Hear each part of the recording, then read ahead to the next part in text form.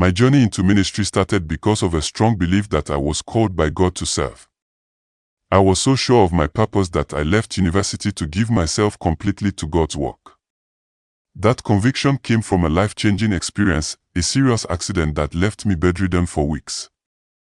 During that period, I had powerful visions. These moments were so real and intense that I knew they weren't just ordinary dreams. I felt like God had given me a mission, a path I had to follow no matter what.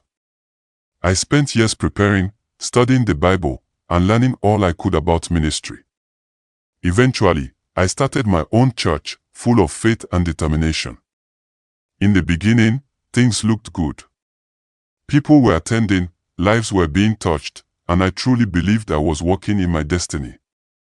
But behind the scenes, things were very difficult.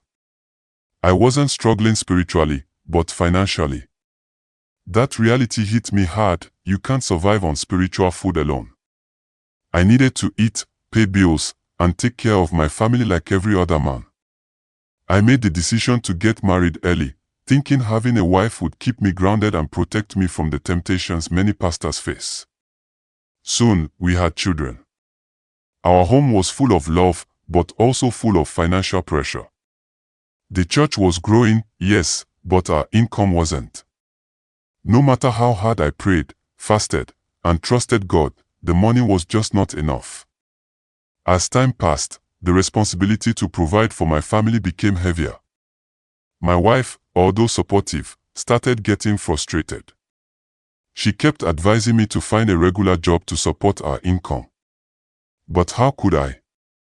Ministry is not a side hustle, it's a calling that demands your whole life. I felt stuck, torn between my duty as a father and husband, and my calling as a man of God. In the middle of all this, I found support in other pastors who were facing the same challenges. We used to meet often, share our struggles, and encourage one another. I even became a mentor to younger pastors. People saw me as a man full of wisdom and power. But deep inside, I was struggling. I could barely afford school fees, food, or even transport fare. It didn't make sense. How could I be preaching about God's provision while I was living in lack? I kept on praying and fasting, believing for a breakthrough. I even did 40 days and 40 nights. I gave it everything. But instead of things getting better, they got worse. My wife finally got to her breaking point. She threatened to leave, not because she didn't believe in my calling, but because she couldn't continue watching us suffer. Then one day, a pastor I respected pulled me aside. He told me he had found a way to grow his church and secure financial stability. He didn't say much, just told me to trust him. I was curious and desperate, so I agreed to hear him out. A week later, he called and told me to be ready. He said he was taking me somewhere I would find the answers I'd been looking for. I met him at the agreed spot. He was calm and confident. He asked me to sit in the back of his car, and we drove for hours without saying a word. The deeper we went, the more uncomfortable I became. Night had fallen by the time we got to our destination, a lonely place, surrounded by thick trees and darkness. We came down from the car and met 3 men wearing white robes, standing quietly in a clearing. Before I could make sense of what was happening, another man appeared from a small hut. He was wearing red, and there was something strange about him. His presence demanded attention. Immediately, the pastor I came with knelt before him. I didn't know what to do, but when he pulled me down beside him, I followed. The man in red started speaking in a strange language.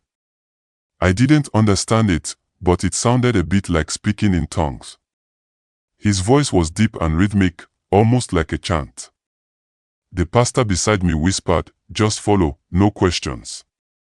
I nodded, too shocked to say anything. He led me into the hut. Inside, it was much bigger than it looked outside. Candles were everywhere, casting shadows on the walls. The air was thick with smoke, though I couldn't see what was burning. He signaled for me to sit, and I did, my heart beating fast. Without saying anything, he gave me a cup. The liquid inside was dark and seemed to glow. I knew I was supposed to drink it. I hesitated, but when I looked into his eyes, I felt like I couldn't resist. I took a deep breath and drank. Immediately, I felt heat all over my body. My mind began to spin. The room became blurry, the shadows looked like they were moving. Then suddenly, everything became clear. I could understand the language being spoken. Words that didn't make sense before now sounded like deep truths. I felt like something had been opened inside me.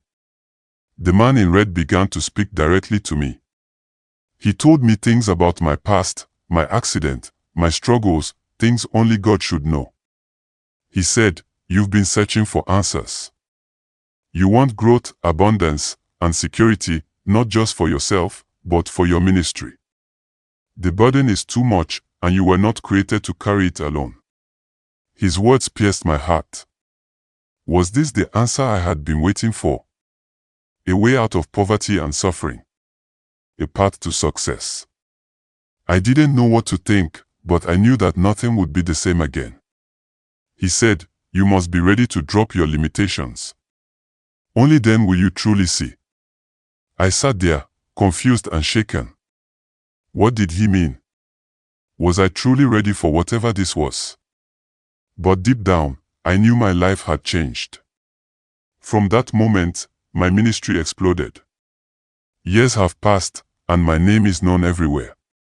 Miracles, wonders, massive growth, everything I was promised came to pass. But the question is, at what cost? Whatever we call that night still sleeps with me. My body is no longer my own. My nights are full of torment, even though people only see the success. There's a pain I carry silently, my inners always hurts. I cannot explain it or talk about it. But it is real. I want to be free. But if I try to leave, I will disappear, just like others I've seen who tried. Somebody, please save me. Money is no longer my problem. Freedom is.